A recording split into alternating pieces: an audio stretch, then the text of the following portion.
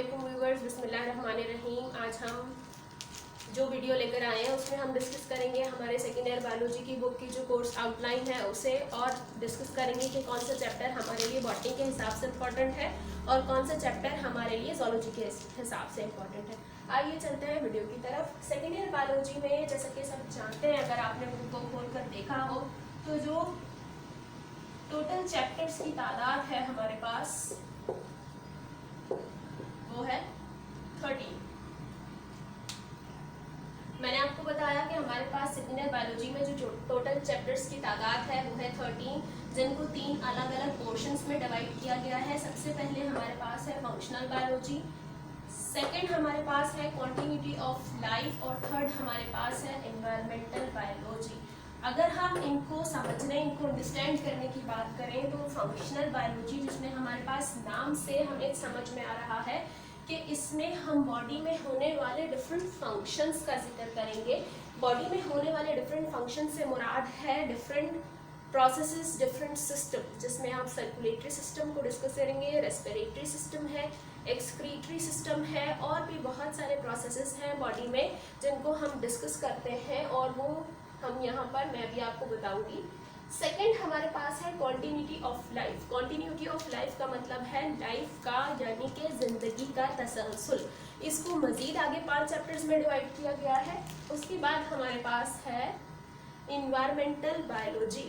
Environmental का मतलब सब जानते हैं कि यहाँ माहौल की बात हो रही है। इन्वायरमेंटल बायोलॉजी को मजीद डिस्कस करेंगे, आगे मजीद डिवाइड किया गया है 3 चैप्टर्स के अंदर।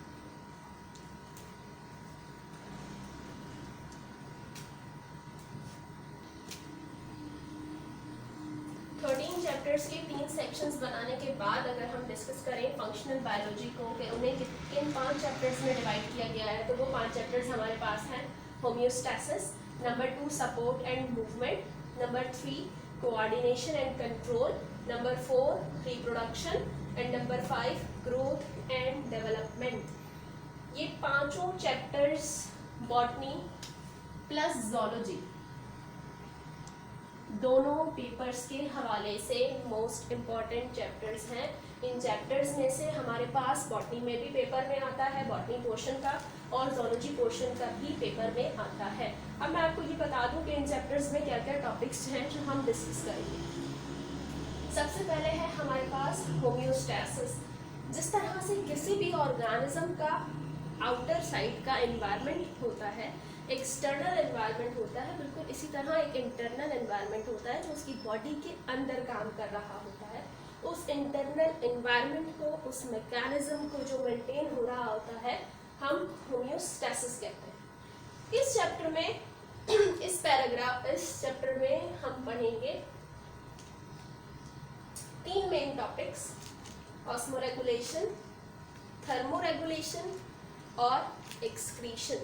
ऑस्मोरेगुलेशन बॉडी में पानी और नमकियात का बैलेंस, एक्सक्रीशन बॉडी से वेस्ट मटेरियल का एक्सक्रीट आउट होना, और थर्मोरेगुलेशन हमारी बॉडी का जो टेम्परेचर है, हमारी बॉडी का जो हीट बैलेंस है, उसकी बात करेंगे। ठीक है, ऑस्मोरेगुलेशन, थर्मोरेगुलेशन, एक्सक्रीशन, ये तमाम प्रोसेसेस हम प्लांट्स में भी डिस्कस करेंगे और हम इन तमाम प्रोसेसेस को एनिमल्स में भी डिस्कस करेंगे। क्लियर है? सेकेंड हमारे पास है support and movement. Support and movement की जब आप बात करते हैं तो सपोर्ट की कोई चीज़, कोई भी ऑर्गेनिज्म किस तरह से उसकी बॉडी को सपोर्ट मिल रही है, और मूवमेंट का मतलब है एक जगह से दूसरी जगह जाना। ठीक है, इसमें भी हम 3 मेजर टॉपिक्स को डिस्कस करेंगे। ये प्लांट और एनिमल दोनों के हवाले से हमारे लिए इम्पोर्टेंट है। सपोर्ट में डिफरेंट टिश्यूज आ जाते हैं प्लांट में, मूवमेंट में डिफरेंट बॉडी ऑर्गन्स आ जाते हैं। तो हर अलग अलग तरह के एनवायरनमेंट में रहने वाले ऑर्गेनिजम्स अलग अलग तरह के बॉडी स्ट्रक्चर्स से मूव करते हैं या उनकी लोकोमोशन होती है। क्लियर है? थर्ड हमारे पास है कोऑर्डिनेशन एंड कंट्रोल। हमारी बॉडी में, किसी भी ऑर्गेनिज्म की बॉडी में जो कोऑर्डिनेशन या कंट्रोल का प्रोसेस हो रहा होता है, अगर हम एनिमल्स की बात करें तो वो ब्रेन के ज़रिए कनेक्ट होता है, यानी कि नर्वस सिस्टम के ज़रिए कनेक्ट होता है। लेकिन प्लांट्स में तो नर्वस सिस्टम नहीं होता, प्लांट्स में तो ब्रेन नहीं होता। तो प्लांट्स में जो कोऑर्डिनेशन और कंट्रोल का प्रोसेस है वो किसके ज़रिए हो रहा है, डिफरेंट हार्मोन्स के ज़रिए, जिन्हें आप फाइटो हार्मोन्स कहते हैं। क्लियर। फोर्थ चैप्टर हमारे पास है रिप्रोडक्शन। आप लोग जानते हैं रिप्रोडक्शन किसे कहते हैं, लिविंग ऑर्गेनिजम्स अपने जैसी आइडेंटिकल कॉपीज बनाते हैं अपनी नस्ल को बढ़ाने के लिए। This process is called reproduction. Reproduction in plants भी डिस्कस करेंगे, रिप्रोडक्शन इन एनिमल भी डिस्कस करेंगे। चैप्टर नंबर 5 है हमारे पास ग्रोथ एंड डेवलपमेंट। रिप्रोडक्शन हो गई, उसके बाद जो बात आती है वो आती है ग्रोथ की, कि कोई भी ऑर्गेनिज्म किस तरह से ग्रो कर रहा है, किन प्रोसेसेस के जरिए होकर ग्रो कर रहा है। और फिर उसके बाद है डेवलपमेंट। डेवलपमेंट कोई एम्ब्रियो किस तरह से डेवलप कर रहा है, किसी भी बॉडी के ऑर्गेनिज्म के अंदर, किसी भी ऑर्गेनिज्म के अंदर कोई बॉडी अगर डेवलप कर रही है तो वो किस तरह से कर रही है। अच्छा, यहाँ साथ साथ मैं आपको ये बताती चलूँ कि इन चैप्टर्स से लॉन्ग क्वेश्चंस मोस्ट इंपॉर्टेंट है आते हैं। होम्योस्टैसिस से हमारे पास थर्मोरेगुलेशन का एक क्वेश्चन आता है और ऑस्मोरेगुलेशन इन प्लांट का एक क्वेश्चन आता है। अगर आप बात करें सपोर्ट एंड मूवमेंट की, तो यहाँ से लोकोमोशन का एक क्वेश्चन बहुत इंपॉर्टेंट है, और भी इस चैप्टर से 2 लॉन्ग क्वेश्चन ऐसे हैं जो मोस्ट इंपॉर्टेंट है। कोऑर्डिनेशन एंड कंट्रोल में हमारे पास स्केलेटल सिस्टम और मस्कुलर सिस्टम इंपॉर्टेंट है। रिप्रोडक्शन की अगर आप बात करें तो रिप्रोडक्शन का कंप्लीट चैप्टर बहुत डिटेल में पढ़ेंगे, क्योंकि ये मोस्ट इंपॉर्टेंट और मेरा फेवरेट चैप्टर है। चैप्टर नंबर 5 की अगर बात करें ग्रोथ एंड डेवलपमेंट की, तो इसमें भी different topics, different long question यहाँ से हमारे पास आते हैं। डेवलपमेंट में हमारे पास इस चैप्टर से जो मोस्ट इंपॉर्टेंट क्वेश्चन है वो है चिक की डेवलपमेंट। चिक, मुर्गी को जानते हैं आप लोग, मुर्गी का जो अंडा होता है यानी कि जो एग होता है, उस एग के अंदर जो चिक की डेवलपमेंट है, यानी कि उस अंडे के अंदर चूजा बन रहा है, कैसे बन रहा है, वो तमाम प्रोसेस को हम यहाँ डिस्कस करेंगे। यहाँ तक सारी चीज़ें आई होप आपको क्लियर हो गई होंगी। नेक्स्ट, ओके, जब हम बात कर रहे हैं कॉन्टिन्यूटी ऑफ लाइफ की, तो इस पर हमारे पास जो चैप्टर्स हमारे पास मौजूद हैं, जिन पार्ट्स में, जिन चैप्टर्स में इसको डिवाइड किया गया है वो है चैप्टर नंबर 6। 5 चैप्टर्स हम पहले पढ़ चुके, ठीक है। Chapter number 6 chromosome and DNA, chapter number 7 cell cycle, chapter number 8 variation and genetics, chapter number 9 biotechnology, chapter number 10 evolution. और मैंने आपको ये भी बता दिया कि कौन से चैप्टर बॉटनी के लिए और कौन से चैप्टर जोलॉजी के लिए आपने प्रिपेयर करना है। क्रोमोसोम एंड डीएनए की जब हम बात करते हैं तो क्रोमोसोम और डीएनए ऐसे स्ट्रक्चर है जिसके बारे में अमूमन हर स्टूडेंट जानता है। बेसिकली डीएनए आपकी बॉडी का वो स्ट्रक्चर है जिसके ज़रिए पेरेंट से ऑफस्प्रिंग में, डीएनए के अंदर एक जीन मौजूद होता है जिसके जरिए पेरेंट से ऑफस्प्रिंग्स में कैरेक्टर ट्रांसफर होते हैं, और क्रोमोसोम बेसिकली सेल डिवीजन के अंदर काम करता है। नेक्स्ट चैप्टर हमारे पास है सेल साइकिल। सेल साइकिल की बात करते हैं, सबसे पहले cell basic unit of life है, और अगर आप बात करें सेल साइकिल की, तो सेल साइकिल में हम cell division, cell differentiation, cell death, ये तीनों टॉपिक्स पढ़ते हैं। सेल डिवीजन में हम सेल के डिवीजन्स पढ़ते हैं, mitosis, meiosis, amitosis, cell differentiation है, और सेल डेथ है कि सेल डेथ किस तरह से होती है, वो सब डिस्कस करेंगे। चैप्टर नंबर 8 हमारे पास, जो कि हमारी इस बुक का सबसे मोस्ट इंटरेस्टिंग और माय मोस्ट फेवरेट चैप्टर है, जिसका नाम है वेरिएशन एंड जेनेटिक्स। वेरिएशन कहते हैं चेंजेस को, और जेनेटिक्स बॉडी में जीन्स के दरमियान जो सारा काम हो रहा है वो सब हम यहाँ डिस्कस करेंगे। और ये चैप्टर पेपर के हवाले से, बॉटनी सेक्शन के हवाले से हमारे लिए मोस्ट इम्पॉर्टेंट है। चैप्टर नंबर 9 की बात करें तो चैप्टर नंबर 9 बायोटेक्नोलॉजी है, जिसमें जीन एक्सप्रेशंस और डिफरेंट टेक्नोलॉजी का यूज़ हम देखेंगे। चैप्टर नंबर 10 हमारे पास है एवोल्यूशन। एवोल्यूशन कहते हैं इर्तिका, कि स्टार्ट कहाँ से हुआ लाइफ का, ठीक। चैप्टर नंबर 10 की अगर बात करें तो इस चैप्टर में हम डिफरेंट थ्योरीज पढ़ेंगे। वो थ्योरीज जो चैप्टर क्लास 9 में आप पहले पढ़कर आ चुके हैं। उस थ्योरीज में लमार्क है हमारे पास, डार्विन है, डिफरेंट साइंटिस्ट हैं जिनको हम यहाँ स्टडी करेंगे, जिनकी थ्योरीज को हम यहाँ स्टडी करेंगे। और उन थ्योरीज पे लगने वाले ऑब्जेक्शंस को स्टडी करेंगे कि उन थ्योरीज को रिजेक्ट क्यों किया गया, उन रीजंस को स्टडी करेंगे। क्लियर है यहाँ तक? आई होप आपको समझ में आ रहा होगा और इंशाल्लाह बहुत जल्द हम अपने कोर्स का आगाज भी करेंगे। ओके सेक्शन नंबर सी की जब हम बात करते हैं एनवायरमेंटल बायोलॉजी की, तो इसमें हमारे पास 3 चैप्टर्स आ जाते हैं। चैप्टर 1 to 5 हमने डिस्कस किए ए कैटेगरी में, जिसमें फंक्शनल बायोलॉजी था। चैप्टर नंबर 6 to 10 हमने डिस्कस किया सेट बी में कॉन्टिन्यूटी ऑफ लाइफ। और सेक्शन सी की जब हम बात करते हैं तो इसमें रिमेनिंग जो 3 चैप्टर्स हमारे रह जाते हैं वो हम यहाँ डिस्कस करेंगे। चैप्टर नंबर 11 हमारे पास है इकोसिस्टम। इकोसिस्टम बेसिकली किसे कहते हैं? इकोसिस्टम कोई भी ऑर्गेनिज्म अगर किसी जगह रह रहा है तो वो उसका इकोसिस्टम होता है।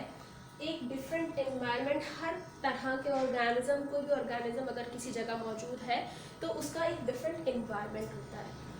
पोंड में रहने वाले ऑर्गेनिजम्स का एनवायरनमेंट डिफरेंट है, इकोसिस्टम डिफरेंट है। मेरीन वाटर में रहने वाले ऑर्गेनिजम्स का एनवायरनमेंट और इकोसिस्टम डिफरेंट है। लैंड पे रहने वाले ऑर्गेनिजम्स डिफरेंट तरह के इकोसिस्टम में रह रहे हैं। फॉरेस्ट एक अलग तरह का इकोसिस्टम है। इसी तरह जब हम इन सब चीज़ों को डिस्कस करते हैं तो अलग अलग तरह के इकोसिस्टम्स हमें नज़र आते हैं, जिनको हम यहाँ डिस्कस करेंगे। क्लियर है? चैप्टर नंबर 12 हमारे पास आ जाता है सम मेजर इकोसिस्टम। इकोसिस्टम की बात करते हैं तो तमाम तरह के इकोसिस्टम्स आ जाते हैं, लेकिन जब हम बात करते हैं सम मेजर इकोसिस्टम की तो इसमें कुछ इकोसिस्टम्स ऐसे हैं जो बहुत मेजर इकोसिस्टम्स होते हैं, जहाँ पे रहने वाले ऑर्गेनिजम्स की जो क्वांटिटी होती है वो बहुत ज़्यादा होती है। जैसे pond ecosystem, marine water ecosystem होता है, जिसे ब्रैकिश इकोसिस्टम भी आप कह सकते हैं, और फॉरेस्ट इकोसिस्टम और डिफरेंट इकोसिस्टम्स हैं जिनको हम यहाँ डिस्कस करेंगे। चैप्टर नंबर 13 हमारे पास है मैन एंड हिज एनवायरनमेंट, इंसान और उसका एनवायरनमेंट। इस चैप्टर में हम डिस्कस करेंगे पोल्यूशन, पोल्यूशन की टाइप्स, हमारे डिफरेंट रिसोर्सेज जिनमें रीन्यूएबल रिसोर्सेज और नॉन रीन्यूएबल रिसोर्सेज, यानी कि किन रिसोर्सेज को हम सिर्फ एक बार यूज़ कर सकते हैं, उसके बाद वो हमारे किसी काम के नहीं रहते, हम उन्हें रीयूज़ नहीं कर सकते, या फिर वो रिसोर्सेज जो रीन्यूएबल रिसोर्सेज होते हैं, यानी कि एक बार यूज़ करने के बाद वो बार बार आपके काम आ सकते हैं, आप बार बार उन्हें यूज़ कर सकते हैं। ये टॉपिक्स हम इस चैप्टर में डिस्कस करेंगे। लेकिन अगर जो पिछले चैप्टर्स मैंने आपको बताए आप उनको बहुत थॉरली रीड करते हैं, आपका ऑलमोस्ट पेपर वहाँ से कवर हो जाएगा। इन चैप्टर्स में से भी पेपर आता है, शॉर्ट क्वेश्चंस आते हैं, लेकिन मेन जो चैप्टर्स हैं वो थे जो हम डिस्कस कर चुके हैं। क्लियर? यहाँ तक आई होप आपको कोई क्वेश्चनिंग अगर है तो आप कमेंट सेक्शन में मुझसे डिस्कस कर सकते हैं। अब बात आती है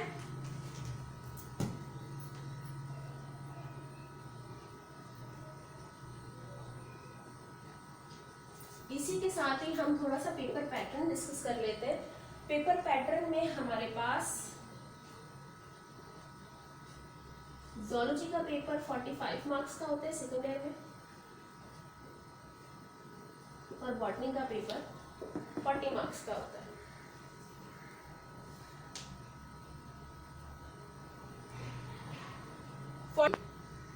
फोर्टी और 45 ये इसकी मार्क्स डिस्ट्रीब्यूशन है। पेपर पैटर्न आप जानते हैं क्योंकि आपने फर्स्ट ईयर का एग्जाम दिया है, और जिन लोगों ने नहीं दिया उनके लिए मैं बता दूं कि बॉटनी में हमारे पास शॉर्ट क्वेश्चन आंसर्स, जिसमें वेरी शॉर्ट और शॉर्ट एमसीक्यूज होते हैं, लॉन्ग क्वेश्चन आंसर्स होते हैं। जबकि अगर आप ज़ूलॉजी सेक्शन की बात करें तो ज़ूलॉजी सेक्शन में आपके पास शॉर्ट क्वेश्चन आंसर्स में रीजनिंग और नॉन रीजनिंग क्वेश्चंस होते हैं, लॉन्ग क्वेश्चन आंसर्स होते हैं और एमसीक्यूज होते हैं। Clear? First year second year दोनों में पैटर्न यही है, सिर्फ मार्क्स डिस्ट्रीब्यूशन का फर्क है। सेकेंड ईयर में ज़ूलॉजी 45 मार्क्स और बॉटनी 40 मार्क्स का होता है। जबकि अगर आप फर्स्ट ईयर की बात करें तो फर्स्ट ईयर में बॉटनी पोर्शन हमारे पास ज़्यादा है। फर्स्ट ईयर में बॉटनी का पेपर 45 मार्क्स और ज़ूलॉजी का पेपर 40 मार्क्स का होता है। मैं आपको ये सजेस्ट करूँगी कि अगर आप सेकेंड ईयर बायोलॉजी पढ़ रहे हैं, बहुत इंटरेस्टिंग है, फर्स्ट ईयर से कई ज़्यादा इंटरेस्टिंग है। इन तमाम चैप्टर्स को, इन तमाम पोर्शंस को स्टडी करें, कोई भी चीज़ नहीं छोड़ें। अगर आप एमकैट का टेस्ट देने के लिए इंटरेस्टेड हैं तो आपके लिए बेहतर होगा कि आप तमाम चैप्टर्स को, तमाम टॉपिक्स को बहुत थॉरोली स्टडी करें। आई होप कि सारी चीज़ें, सारे पोर्शन, सारे चैप्टर, सारे मार्क्स क्लियर हो गए होंगे। अगर फिर भी आपको कोई क्वेश्चन है तो आप कमेंट सेक्शन में, मैं आपसे फिर कह रही हूँ, डिस्कस कर सकते हैं। नेक्स्ट वीडियो जो हमारी होगी वो होगा हमारा चैप्टर नंबर 1 होम्योस्टैसिस, जिसको हम डिस्कस करेंगे। और मैं कोशिश करूँगी कि नेक्स्ट वीडियो बहुत जल्द अपलोड करूँ। अगर आपको मेरी वीडियो पसंद आई है तो प्लीज़ लाइक कीजिएगा, कमेंट कीजिएगा और शेयर ज़रूर कीजिएगा उन तमाम स्टूडेंट्स के साथ। सब्सक्राइब करें मेरा चैनल, उन तमाम स्टूडेंट्स के साथ शेयर करें जो बायोलॉजी पढ़ने में इंटरेस्टेड हैं या जिनका सब्जेक्ट बायोलॉजी है। Thank you so much. अल्लाह हाफिज़। नेक्स्ट वीडियो में मिलते हैं।